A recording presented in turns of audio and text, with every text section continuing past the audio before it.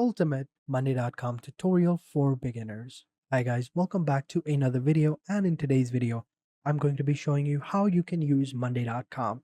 So having said that, let's just jump into the video. Now, Monday.com is a free software, but there is a pricing plan, which we will get into later on at the end of the video if you're interested to know what it is about. So let's go ahead and create our account on Monday.com. Now, for those of you who don't know what Monday.com is an amazing productivity software that you can use to manage your projects, your designs, your tasks, your school projects, whatever it is you want to do, you can go ahead and manage all of them in Monday.com. So let's go ahead and get started. We're gonna click on get started with this one over here. We're gonna click on the button, and now it's gonna ask us, welcome to Monday.com, and now we can go ahead and sign up. As you can see, it's free, no credit card needed. So we can go ahead and continue with our Google account, or we can just simply add in our email and click on continue.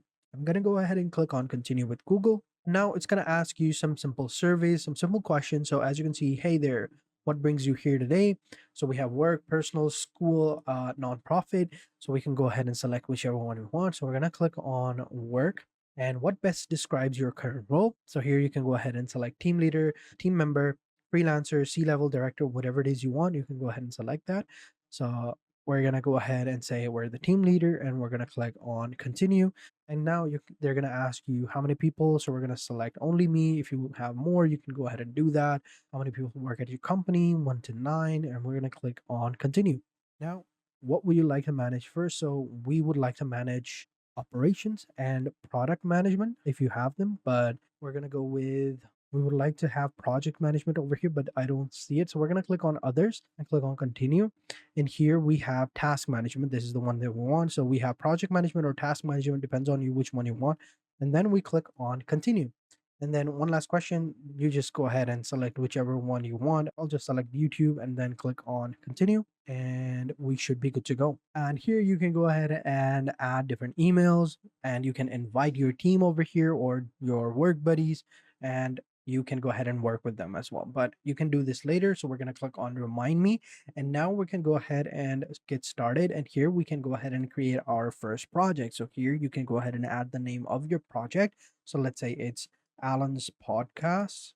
So here we'll go ahead and click on the next button. And now here we can go ahead and add some of the statuses that we want. So, or other stuff that we want on our project. So like, for example, owner status, due, notes, files, so, or priority, if you want to go ahead and do that, and you should be good to go. So if you want priority, you just simply click on the priority and you will see that over there. If you want notes, you can go ahead and add that as well. But yeah, I think this looks good. I don't think we need the owner.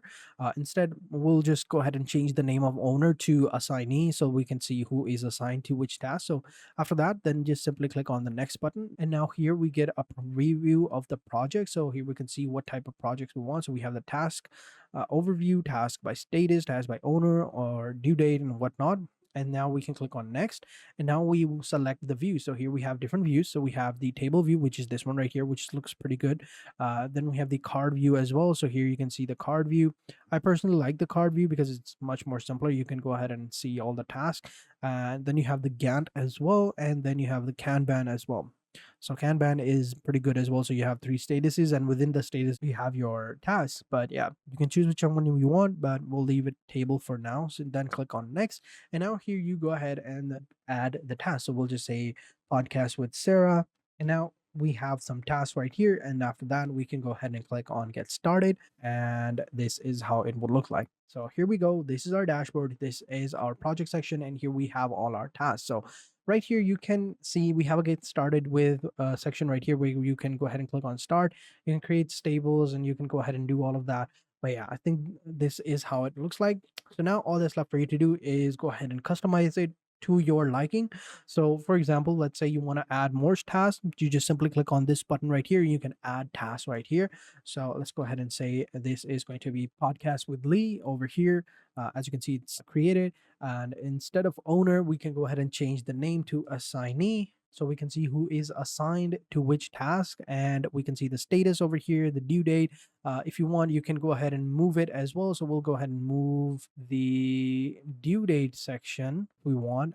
We should be able to move it over here at the end. So it didn't save. So let me actually go ahead and move it right here. And there we go. So that looks good. So now we have status, priority, notes, and due date. So we can see who is assigned. We can see the status of the task. We can see the priority, the notes, and we have the due date as well. So now over here, you can see we have the task completed. So when a task is completed, let's say we click on this one, right?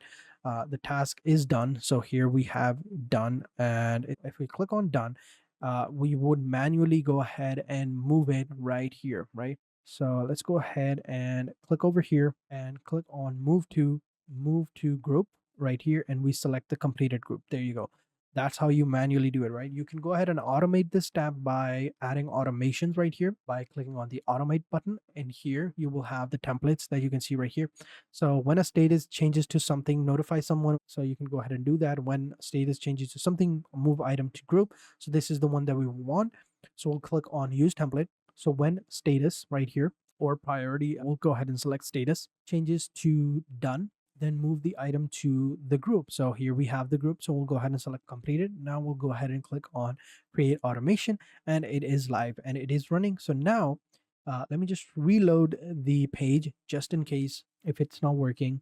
Now, if I go ahead and complete a task, let's say we want to complete the task with Lee, right? It's completed. We select the task over here. We click on done, right? It should automatically move the task right here. And there we go. So as you can see, that's something that you can go ahead and implement into your own workspace. And then down below, you can see this small little bar that is going to highlight how much percentage. So you can see all the tasks over here, what it represents. So we have one orange and one red, which means that one of the tasks is working on, the other one is stuck. We have the priority over here and the due date as well. So this is how you can set up your tasks over here and how you can manage it.